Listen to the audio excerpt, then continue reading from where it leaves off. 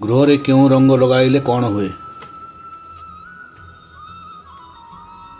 ବାଇଗଣୀ ରଙ୍ଗ, ଏହା ଅହଙ୍କାର ବୁଦ୍ଧିକାରକ ବିଦ୍ରୂପ ଲକ୍ଷଣ ପ୍ରକାଶ କରାଇଥାଏ।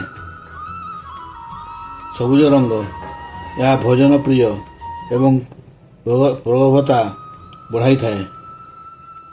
ହରିଦ୍ରା, ଏହା ଦୁର୍ବଳତାର ଭାବବେଗ ପ୍ରକାଶ କରିଥାଏ। ଗୃହକର୍ତ୍ତାଙ୍କୁ ଜିଦଖୋର କରାଇଥାଏ। ଗେରୁ ରଙ୍ଗ, ଏହା ମନୁଷ୍ୟକୁ ଅଳସ ଓ ଦୁର୍ବଳ ମନା କରାଇ ଦେଇଥାଏ। ଲାଲ ରଙ୍ଗ, ଏହି ରଙ୍ଗ ଚିତ୍ତ ମଧ୍ୟରେ ସଦାସର୍ବଦା ଚାଞ୍ଚଲ୍ୟ ସୃଷ୍ଟି କରାଇଥାଏ।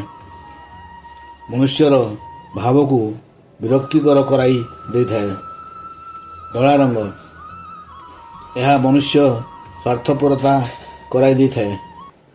ଉତ୍ତର ବା ପଶ୍ଚିମକୁ ପ୍ରବେଶ ଦ୍ୱାର ହୋଇଥିଲେ ଫିକା ଧଳା ରଙ୍ଗ, ଦକ୍ଷିଣ ବା ପଶ୍ଚିମକୁ ପ୍ରବେଶ ଦ୍ୱାର ହୋଇଥିଲେ ଘନ ନୀଳ ରଙ୍ଗ, ଉତ୍ତର ବା ପୂର୍ବକୁ ପ୍ରବେଶ ଦ୍ୱାର ହୋଇଥିଲେ ଧୂସର ରଙ୍ଗ, କେବଳ ଉତ୍ତର ଦିଗକୁ ପ୍ରବେଶ ଦ୍ୱାର ହୋଇଥିଲେ ଫିକା ସବୁଜ ରଙ୍ଗ, କେବଳ ପଶ୍ଚିମ ଦିଗକୁ ପ୍ରବେଶ ଦ୍ୱାର ହୋଇଥିଲେ ଫିକା ଲାଲ ରଙ୍ଗ, କେବଳ ପୂର୍ବ ଦିଗକୁ ପ୍ରବେଶ ଦ୍ୱାର ହୋଇଥିଲେ ଧଳା ରଙ୍ଗ ଲଗାଇଲେ ଗୃହର ବାସ୍ତୁ କାରଣରୁ ଶୁଭପ୍ରଦ ହୋଇଥାଏ।